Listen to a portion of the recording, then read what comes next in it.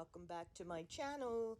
So as you see all the products I'm going to be using today, let me just tell you that I am going to do something I did about a year ago. It was video 157, Sparkle Purple Pendant, I think it was called, and it's gotten a lot of views, very popular. So I thought, let me try to repeat the process, maybe make some improvements, and use the same idea with my abalone pieces, uh, trying to get a lighter, brighter look, and I'm going to use rectangle shape. As I did before, I did the earrings off camera already, and I'm going to film for you the pendant, and then I'll show you everything in the end. Really not hard. Important thing is knowing that your UV layers must be thin. This way they'll cure really well and completely, and you won't have any weird uncured layer in between, because there will be many layers. So as you can see, first I'm just putting down a clear layer, okay, and very thin.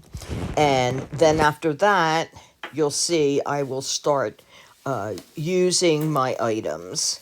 I will put another layer and start laying in my abalone shell, and I will do that face down, basically, the best side down, because it'll be a two-sided pendant, and that's going to be seen on the bottom also. As per usual, I am using J Diction UV resin. I really like it. It's a great quality, easy to use, cures well. And if you are interested in trying out J Diction UV resin or any of their other products, go into my description below. You will find a discount code and a link. If you go in through that, you will get 10% off your order.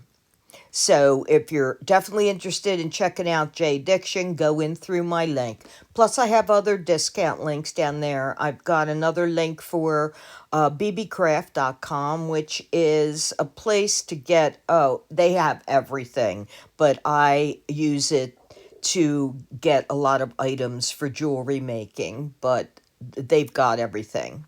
It's a great site. And I also have a discount for that and a code that you can go in through to get to that if you're interested in checking out their things.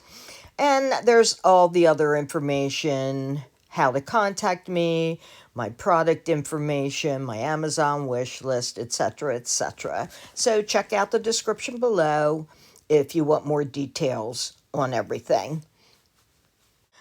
So, welcome to all my new subscribers. The channel's growing. I really appreciate it, making me very happy. And if you've already subscribed, please make sure that you give me a thumbs up or leave me a comment or share the video. All of those things help raise the algorithm in YouTube and puts my videos in rotation more often. So anything you might do, like just a thumbs up, all of that is very helpful to me. And then, of course, if you haven't subscribed at all, I hope that you will. And click the bell for future notifications, and then you'll know every time that I put up a new video. So now, back to the process here. As you saw, I placed all different sizes of abalone pieces in there, from large to tiny little shards. And I just picked the best looking ones and placed them in kind of like puzzle pieces, but not worrying about covering the entire area. Because then, as you see, I'm now using the chunky glitter so that it'll shine through any of the spaces that are there between the abalone shell pieces. And then after I do this and cure this layer, I then will go for the alcohol inks. And this is going to be the center. And I'm just putting a little bit of UV resin in a small little cup there. And then I'm going to add, first I'm using Stream, that color. It's like a blue-green. And then I'm adding one more drop of the white. The reason I'm doing that is I want this in-between layer to be opaque, but I didn't want it to be so dark if any of it shows through. You could choose not to use the white if you don't want that pastel color, but it's really not going to be very noticeable. It's just in case of there's any open spaces. And I wanted something solid to be between the two sides, okay? And in this case, I decided to get fancy, and I'm using the pink and blue glitter and the pink and blue alcohol ink. You know, you certainly can do it any way you want. And that's what I did. And then now you'll see I'm mixing the wild plum, doing the same thing. And then I'm going to add a drop of that and a drop of the white and mix that up and pour that in over top of the pink glitter, and then we'll cure that. And then this layer actually is the halfway mark.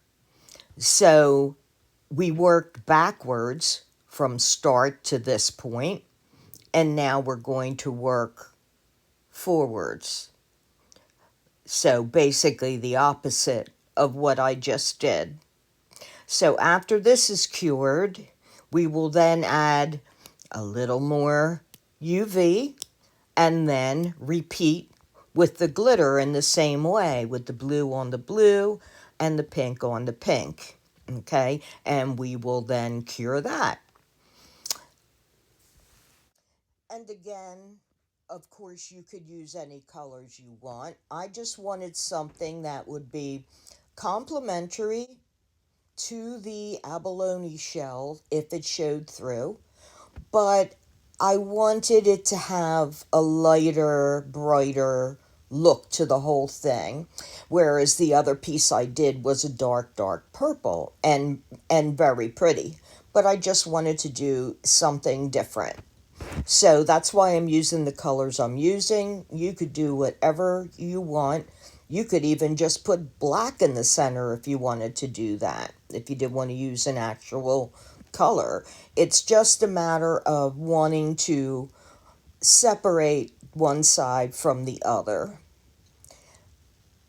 Okay, and then now after we've done all the glitter, adding another thin layer, and then here we go, I am going to place the abalone shells again, this time the best side up, face up, because this is what's going to show.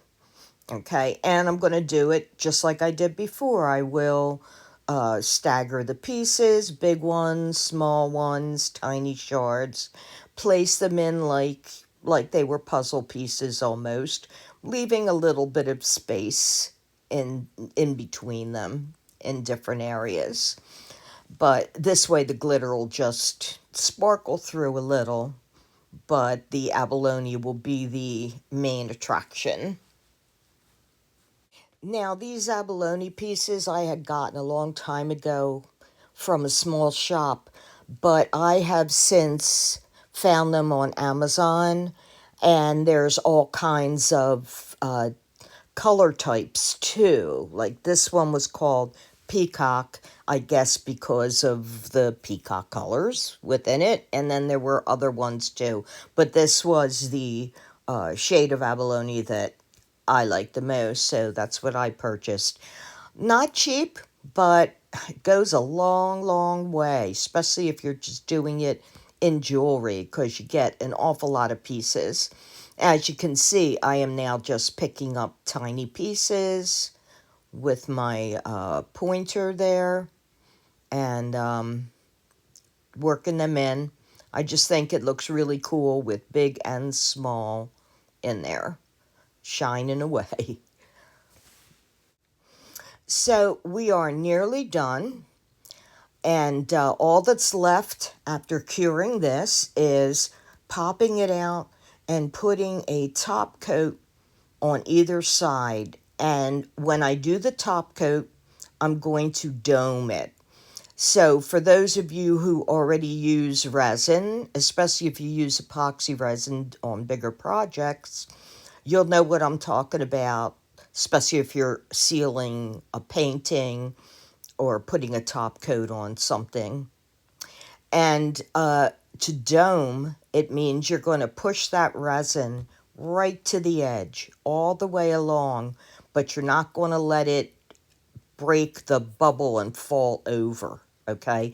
You want it to just be right up to the edge, and it'll make a nice little rounded end all the way around, and that's called doming, okay? So as you're going to see, I'm going to pop this out, and I'm going to do it, and I don't know if you'll be able to see what I'm talking about, but I think you'll get the idea if you're not sure what I'm talking about. First, I'm going to clean the edges. There's just a little bit of overflow from the glitter and things. Very easy. I don't even need to use a file or anything.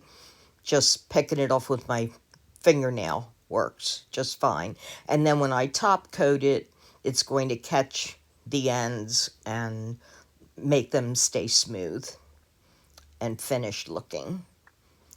So now here comes the final layer on this side, and you'll see what I'm talking about when I say dome. And again, you'll see I'm trying to be really careful there. I don't want it to get on the sides or anything. And you can see I'm pushing it right to the very, very end. And I actually did this a lot slower. I have sped up some of these little parts in this video because, I took my time doing some of these things and I didn't want you to fall asleep while you're watching. So see how I'm just going around and then I'm smoothing along the corners. But when I look at it up close, it might be hard for you to see, but when I'm all done, what I do is I will take my light and bring it down even further if I need to, just to make sure that it's curved all the way around, nice and smooth, no breaks. So now I'm going to just do the other side, and I'll tell you what, this is looking so cool. Very, very sparkly, very rich looking. I cannot wait until I put all the jump rings on and the earring hooks on the earring pieces I made with the smaller rectangles and a chain. And I'm just going to use silver, but you could do whatever you want. I just think silver goes better with this whole color combination and the colors that are in the abalone. There's a lot of silver in those pieces, I think. Now, another thing I wanted to say, I don't do it here because I think it's really cool to see all the colors all the way around and the different layers.